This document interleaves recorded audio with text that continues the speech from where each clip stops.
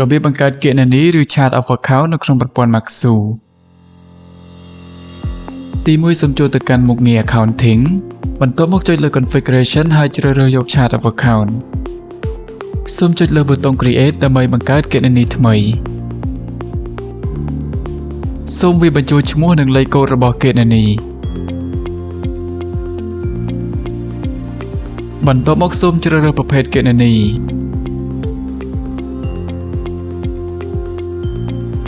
បន្ទាប់មក add គណនីទៅតាមក្រុមរបស់វា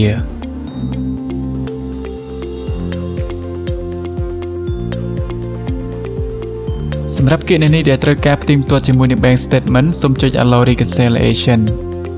ប្រសិនពុំចាំបាច់សូមធ្វើការរំលង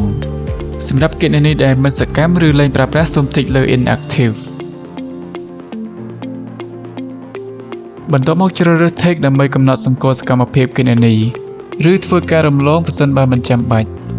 បន្ទាប់មកចុចលើប៊ូតុង Save ដើម្បីរក្សាទុកគណនីរួចជាការស្រេច